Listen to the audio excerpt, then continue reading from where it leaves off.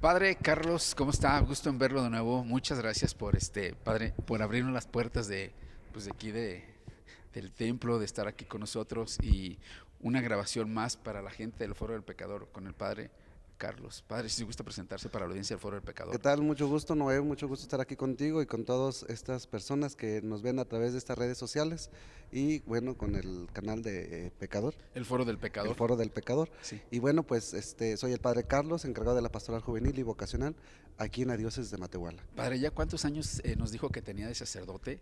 Tengo 2 años de sacerdote, voy para este septiembre por los 3 años. Primero Dios, en Primero Dios, septiembre. sí. ¿Qué día más o menos para que la gente por ahí cuando nos vea en las redes sociales después lo mande felicitar? Ey.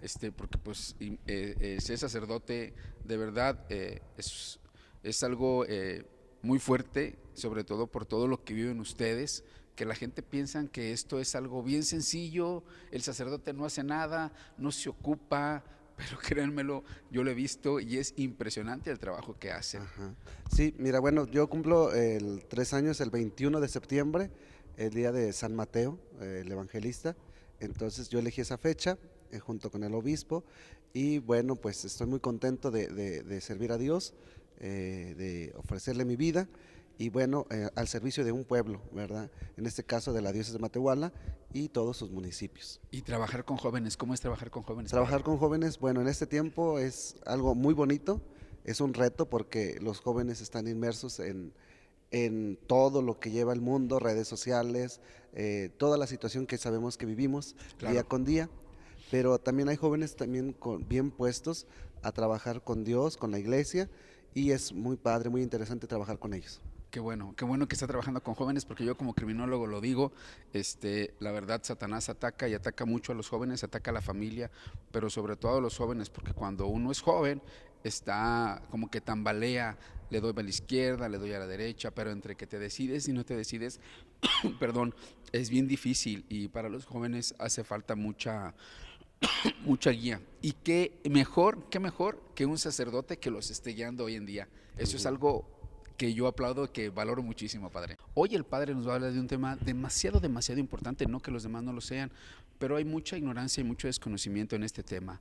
¿Qué es la misa? ¿Qué pasa en la Santa Misa? ¿Qué es correcto hacer o no hacer en la Santa Misa? ¿Se llama Santa Misa? ¿Es correcto decirle así o no es correcto decirle de esa manera? ¿Quién instituye la misa? ¿Por qué está la misa? ¿Para qué está la misa? Todo lo que tiene es este sacramento ¿Es un sacramento, padre? Es un sacramento, claro. Es uno de los 7 sacramentos que dejó e instituyó Jesús y este sacramento lo va a instituir el Jueves Santo, sí, el Jueves Santo que estamos muy pronto por celebrar. Pues perfecto, gracias padre, muchas gracias. Y aquí iniciamos el Foro del Pecador. Por favor, compartan estos temas. Por favor, denle un like para que el algoritmo de YouTube lo lea y se vaya compartiendo. Y sobre todo, por favor, déjenos un comentario, se lo agradecemos muchísimo. Mi nombre es licenciado Noé Pesina, a sus órdenes. Y ahora estoy con el padre Carlos Eduardo, que nos va a hablar de la Santa Misa. Muchas gracias, padre. Sí, claro que Aquí sí. iniciamos el Foro del Pecador.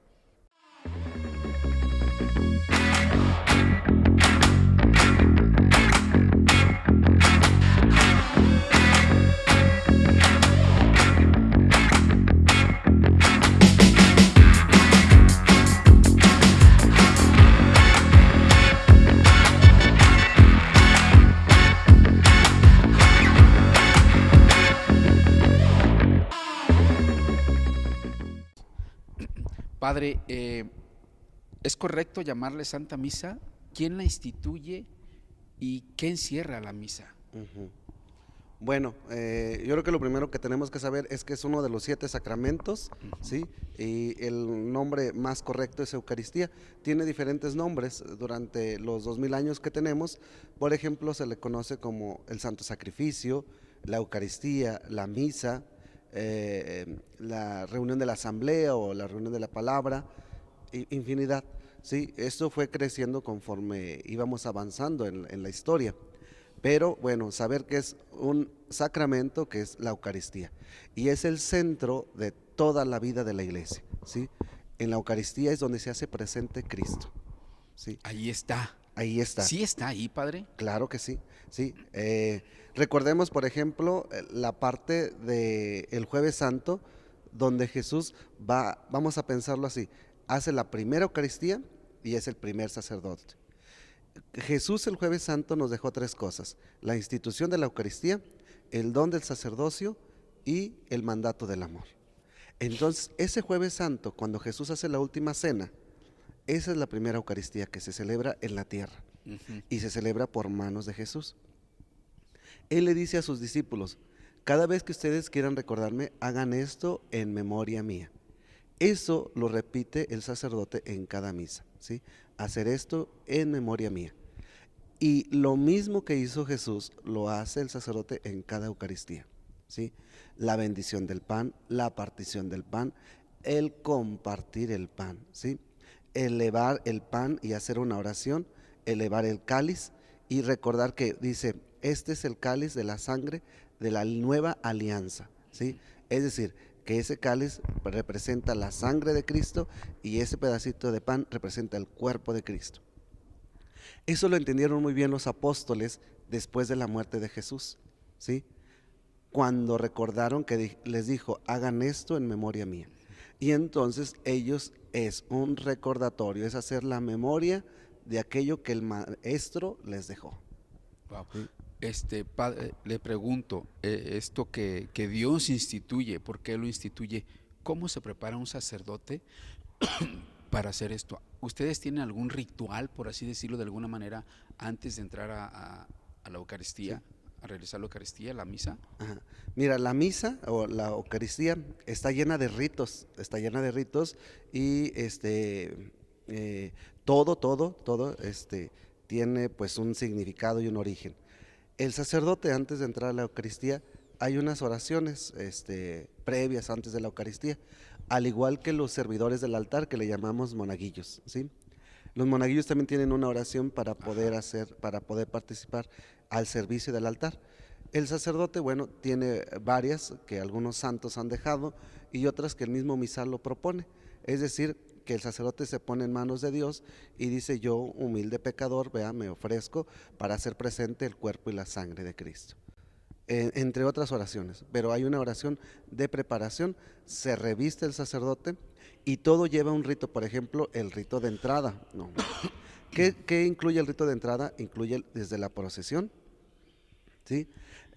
Hasta llegar a besar el altar y ponerse en la sede, ¿sí? Y ahí vamos a encontrar diferentes ritos, por ejemplo, el rito de la comunión, el rito de la consagración, etcétera.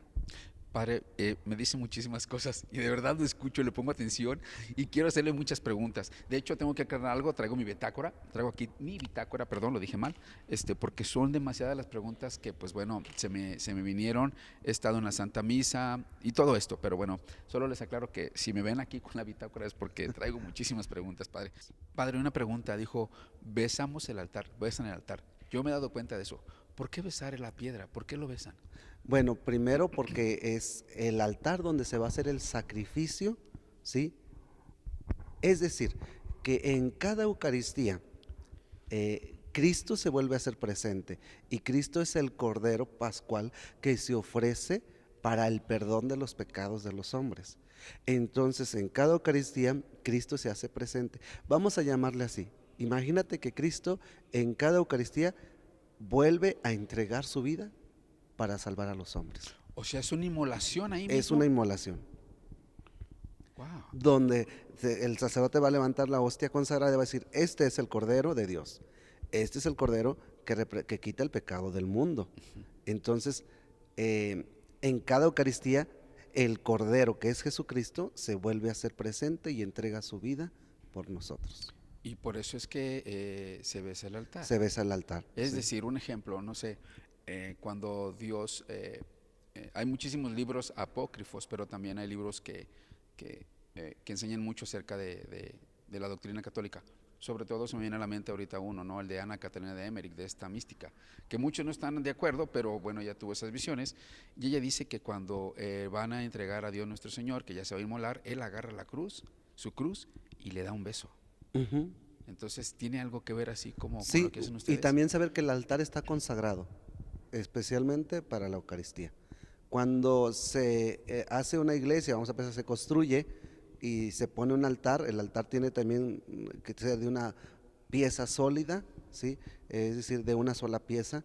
De preferencia no puede ser materiales que no vayan de acuerdo a la liturgia, tiene que ser de solo un material. Por lo general se pone de piedra, Sí. ¿sí? O de madera. Ajá, o de madera. Y el sacerdote, o en este caso el obispo, perdón, el obispo cuando va a consagrar la iglesia, consagra el altar. Es decir, el, el, el óleo, el aceite consagrado, lo esparce sobre el altar y con su mano hace un rito tal cual, para consagrar el altar, para que esté dedicado solamente para la consagración del cuerpo y la sangre de Cristo. En el momento de la Eucaristía, especialmente en la consagración, somos trasladados a la presencia de Cristo, donde Cristo entrega su vida. Vamos con el acto penitencial. ¿Qué es el acto penitencial, padre? Bueno, el acto penitencial es el reconocer, después del saludo de inicio, está la procesión de entrada, el saludo de inicio, donde el sacerdote saluda al pueblo, dice la parte del nombre del Padre, del Hijo y del Espíritu Santo, y luego viene el reconocimiento, es decir, que invita a toda la asamblea a decir, hermanos, buenos, somos hombres y mujeres que pecamos todos los días por la debilidad humana. Entonces reconocemos nuestros pecados y eso se dejó. Los momentos de silencio son muy importantes dentro de la Eucaristía. Dejar un momento de silencio para que el participante de la Eucaristía reconozca sus pecados. Y una vez que reconoce sus pecados, entonces viene el acto, ¿verdad? Yo confieso ante Dios Todopoderoso y ante ustedes, hermanos, que he pecado mucho. Y he pecado de pensamiento, de palabra, de obra y de omisión. Y entonces viene un reconocimiento del hombre, del ser humano, que ha fallado ante Dios y ante los hombres, ¿sí?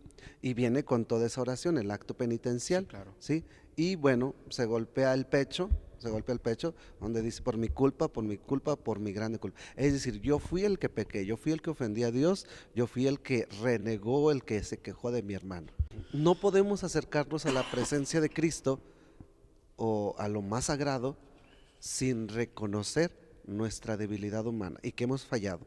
Eso te lo voy a explicar con un pasaje de la Biblia en Éxodo, cuando Moisés sale del pueblo de Egipto y llega a otra tierra y entonces anda cuidando las ovejas y entonces ve una zarza ardiendo,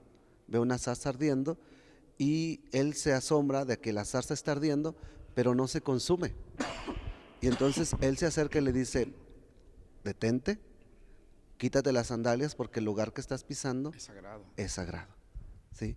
Entonces cuando nosotros nos acercamos a la Eucaristía, a donde Cristo va a estar presente, donde se va a manifestar, donde se va a hacer presencia real, sustancialmente y verdaderamente en el cuerpo y la sangre de Cristo, entonces necesitamos quitarnos esas sandalias que son los pecados. Es reconocer nuestras debilidades humanas. Wow. ¿Sí? Porque vamos a entrar a lo más sagrado. Dentro de la Eucaristía te explicaba que son ritos. Cuando lleguemos al rito de la consagración, ¿sí? En el momento de la consagración se hace presente Cristo. Entonces es muy importante que sí nos quitemos esas sandalias, ¿sí? Para poder pasar al misterio divino. O sea, reconocer que somos seres humanos pecadores. Padre, la otra pregunta es, gloria. ¿Qué es el momento de gloria y por qué viene este canto? ¿A qué hace referencia? Bueno, el canto de gloria es un canto de gozo, ¿sí? Y tal como lo dice, se le da la honra y la gloria a nuestro Señor Jesucristo, ¿sí? Es un cántico de mucha esperanza, se suspende en dos tiempos, ¿sí? Por ejemplo, en Cuaresma no se canta gloria ni en Adviento, ¿sí? Por el tiempo que se está viviendo, ¿sí? ¿Cómo es eso? Por ejemplo, el tiempo de Cuaresma es un tiempo de arrepentimiento, de purificación. Entonces, la liturgia nos invita a que seamos más conscientes, es decir, como es un tiempo de arrepentimiento tuyo, es decir, donde tú estás discerniendo, reflexionando, pensando. Y la gloria se deja hasta que Cristo resucita. Entonces, el sábado de la vigilia pascual, entonces se entona el gloria con todo el gozo, con toda la alegría, es decir, resucitó. Gloria a Dios en el cielo y en la tierra paz a los hombres que ha salvado el Señor, ¿sí? Por tu inmensa gloria y ahí le damos la honra y la gloria a nuestro Dios. Eso es muy importante y de alguna forma es con más fuerza en el tiempo de Pascua y en el nacimiento de Cristo. Ujú. En el nacimiento de Cristo lo vemos muy clarito cuando los ángeles les avisan a los pastores que le dice: gloria a Dios en el cielo y en la tierra paz a los hombres. Ha nacido el Salvador. Y dice que apareció allí una inmensidad de ángeles y todos los pastores se quedaron maravillados. ¿Por qué cantaban la gloria o por qué le daban la gloria? Porque había nacido el Salvador. ¿Sí? Claro, el que Había estaban nacido, esperando, ¿no? al Mesías al que estábamos Sí. esperando.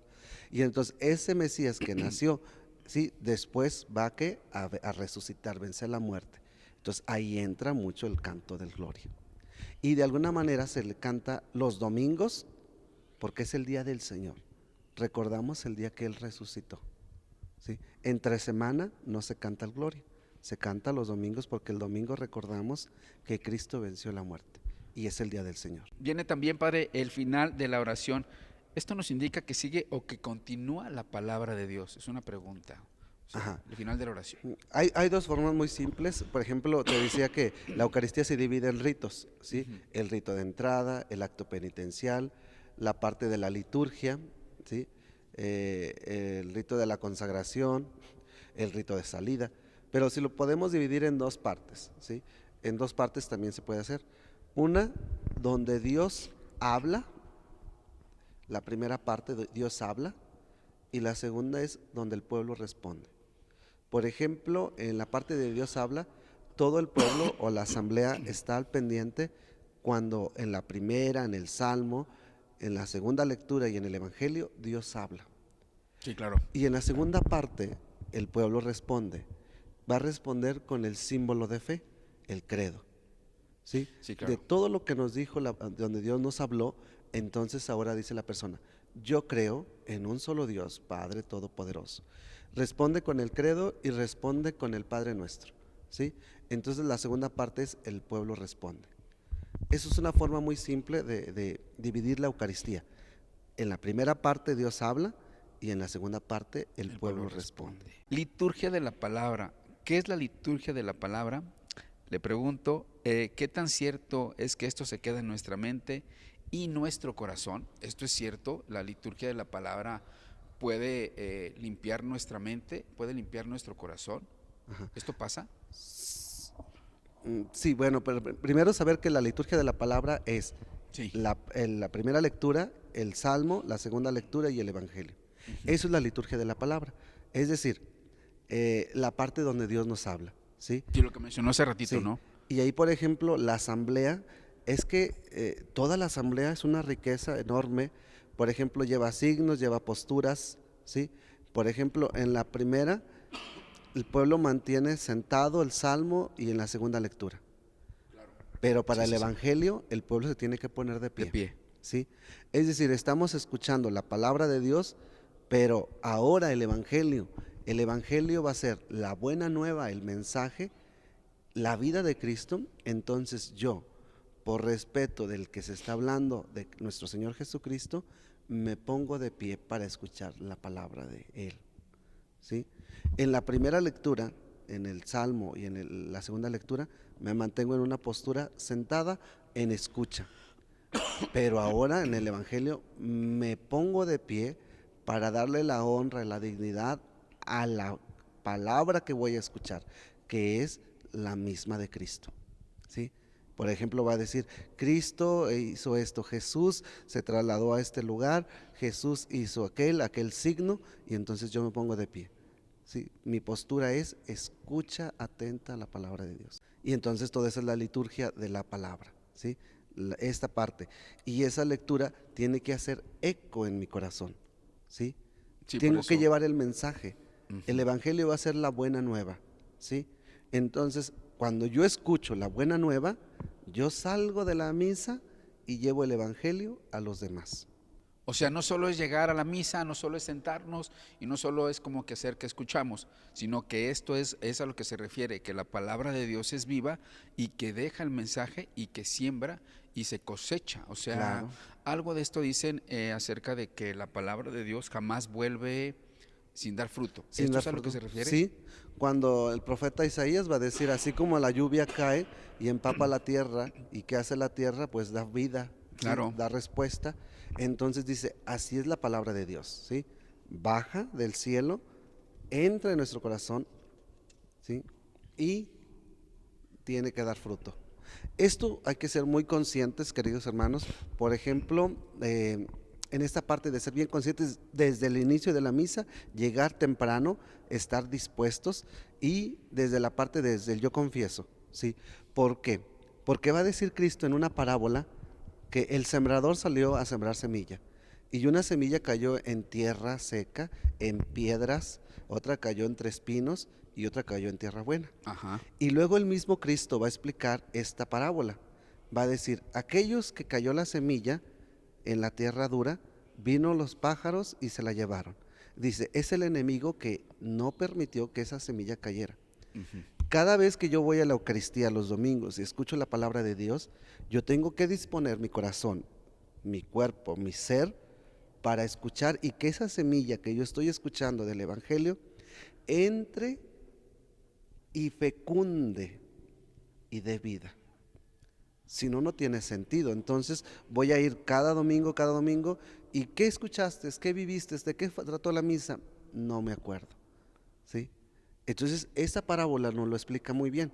Va a decir otra parte, otra semilla cayó entre piedras, pero los problemas de la vida, ¿sí? Entre piedras, pero no había tierra profunda, entonces la semilla no echó raíces. Vino el sol y la semilla se secó. Cuando uno está en la misa y está pensando qué está haciendo, qué dejé en la casa, entonces no estás dispuesto a escuchar la palabra de Dios. Y el Padre se leyó la primera lectura, el Evangelio, y tú nada más estuviste ahí y saliste igual, O sea, vacío. estuvo el cuerpo, no estuvo la mente. Sí, lo que Nunca dice hubo usted es disposición cierto, claro. exactamente. Bien, sí, tiene sentido, ¿no? A veces llegamos y estamos pensando, la olla de los frijoles se nos quedó en la estufa. Eso Claro. pasa, padre, la Sí. realidad es que eso pasa. Sí, ¿qué voy a hacer de aquí después saliendo de misa? Me voy a ir al partido de fútbol, voy a ir a comprar el mandado, me faltó esto. Cuando está uno así, no vivió la Eucaristía, Oh, no fecundó la semilla. Por eso es importante que escuchen estos temas, que escuchemos estos temas, porque la gente nada más llega y yo me doy cuenta de esto, padre, que están, perdón por lo que voy a decir, en el celular, porque están muchos en el celular. Y esto me llama mucho la atención poderosamente porque no solamente se distraen ellos, distraen a todos los demás. Y entonces no se vive la misa como se debe de vivir. Yo insisto y vuelvo a insistir, y a lo mejor va a ser como el padre es muy terco en esta parte, pero yo insisto en que el ser humano tiene que tener un encuentro con Cristo, ¿sí? Porque yo puedo venir criado como católicamente, vamos a llamarle así, mis papás me formaron, ir a misa, esto y lo otro, y entonces yo lo traigo por familia, tradición, pero no ha habido un encuentro con Cristo. El encuentro con Cristo cambia la vida. Y una persona que se ha encontrado con Cristo no es la misma. Cuando Jesús se encuentra con la samaritana, aquella mujer que iba al pozo a las 3 de la tarde a recoger agua, ¿sí? Ese cambio, ese encuentro con Cristo cambió su vida, totalmente cambió su vida. Nosotros tenemos que encontrarnos con Cristo. Ese encuentro con Cristo, por lo general, se da en los retiros. Entonces, es bien importante que una persona asista a un encuentro, se dé la oportunidad de vivir un retiro en cualquier movimiento. Y todos los movimientos tienen esos retiros de iniciación donde después tienen un seguimiento. ¿Qué es los movimientos o estos retiros? Es provocar un encuentro. Y esto lo ha tenido los grandes santos. Sí. Pensemos en San Francisco de Asís, o San Francisco Javier, Fue lo que el cambió. mismo San Pablo, un hombre que perseguía a la iglesia, cuando iba a Damasco, sí, tuvo un encuentro con Cristo. Un encuentro con Cristo que le cambió la vida, lo tumbó, sí, lo Sí, tumbó. completamente. Y entonces San Pablo le dice, ¿quién eres tú? Yo soy Jesús a quien tú persigues. Y entonces, ¿qué quieres que haga, Señor? Ve a Damasco, métete. ¿Sí? Y va a venir un hombre que te va a imponer las manos. Y entonces este hombre, San Pablo, tiene un encuentro con Cristo, Claro. y se deja formar por Cristo. Después de formado, entonces se va a predicar el evangelio. Y en la misa ocurre este encuentro. Cuando estás dispuesto, sí. Cuando la persona está dispuesto, ¿se puede encontrar con Cristo? Sí. Hay gente tan sensible que se encuentra, pero cuando traes mucho ruido en tu cabeza, cuando te preocupan más las cosas del mundo, ¿sí? Cuando lo de la parábola de la semilla cae en tierra dura, en tierra de muchas piedras, donde hay muchos que siempre estás pensando, o donde hay muchos espinos, porque dice que crece la espiga, ¿sí? Y la cizaña juntos. Entonces, cuando hay mucha cizaña, muchas preocupaciones, todo esto, entonces no se provoca ese encuentro. Un retiro es moverte y que se te caiga todo ese caparazón duro para que te puedas encontrar con Cristo. Wow. Entonces también, ya lo saben, en los retiros espirituales, allí viene el encuentro con Cristo, porque hay mucha gente que se niega a vivirlos. Dice, no estoy lista, no es mi tiempo, no estoy listo, no es mi tiempo. Yo no quiero ir a eso. Sí, pero lo sí vemos hay un como cambio. pérdida de tiempo. Pero sí hay un cambio. Yo se los digo por experiencia. En mi primer retiro espiritual, un padre me estira de la masonería. Entonces, ahí fue donde ocurrió un cambio impresionante en mi vida también. Padre, le pregunto, ahora que estamos hablando de lo que es la liturgia, cómo la gente no se prepara para esto. ¿Por qué no le dice un sacerdote a la gente cuando estamos en la misa? Porque esto pasa. Están hablando, vuelvo al mismo, están en el celular, están en miles de cosas. Hay personas que están hable. Los sacerdotes pueden hacer esto de parar un poquito la misa y decirles, no se pierdan esto de la misa. Por favor, entréguense a Dios. ¿Quieren que su vida cambie? Entréguense a Dios. ¿Quieren la conversión? Entréguense a Dios. Porque en la misa pasan muchísimas, pero muchísimas distracciones. Ustedes pueden hacer eso, de decirle a la gente esto, por favor, paren un poquito de hablar, dejen el celular, apaguen un momento, no les va a pasar nada. Sí se puede hacer, pero también corremos el riesgo de perder la sintonía de la Eucaristía. Es decir, cuando una persona está concentrada, pues se centra en lo que está haciendo. Claro. ¿Sí? Y cualquier distracción puede borrarlo todo, cambiarlo, distorsionarlo. Entonces, damos de por hecho de que toda la gente que va a la Eucaristía es porque la quiere vivir. Sabemos que tenemos católicos, ahora sí que no preparados, que no van conscientemente, ¿sí? Y que van como un evento más. Y tristemente, en estos tiempos, pareciera que nuestros sacramentos se han convertido en eventos, ¿sí? Sí, claro. Eso es muy triste. Por ejemplo, un sacramento de matrimonio, del bautismo, es más importante estar posando para la foto que vivir el propio sacramento, ¿sí? Sí. Nosotros damos de por hecho de que son católicos de alguna forma comprometidos, ¿sí? En la Eucaristía a lo mejor no es el momento, para eso están los grupos y movimientos, para provocar los encuentros, ¿sí? Y es bien importante que la gente pues asista. Al final de la misa están los avisos donde se exhorta. Una parte pues es la homilía. La homilía también es una parte donde se exhorta. Uh-huh. Y yo creo que, bueno, tanto el sacerdote como los laicos comprometidos tenemos la obligación de formar a nuestros hermanos. De verdad hay gente que es católica cerrada, es decir, Sí. hay gente que lleva el sincretismo, ¿no? Van a la misa, pero van a que le lean las cartas. Van a la misa, pero traen aquí la pulserita con el ojo de Horus. Van a la misa, pero traen acá un dije de la ni qué santa, y la muerte no existe como tal. Entonces, o sea, son muchísimas cosas. Van a la misa, pero en la casa hablan pestes, chismorrean, deben dinero, o sea, no están comprometidos. Pero esta parte, le digo, padre, hay personas que quisiéramos hacer mucho por esto, pero hay gente que no se abre. En el mismo catolicismo hay gente que no se abre. Sí.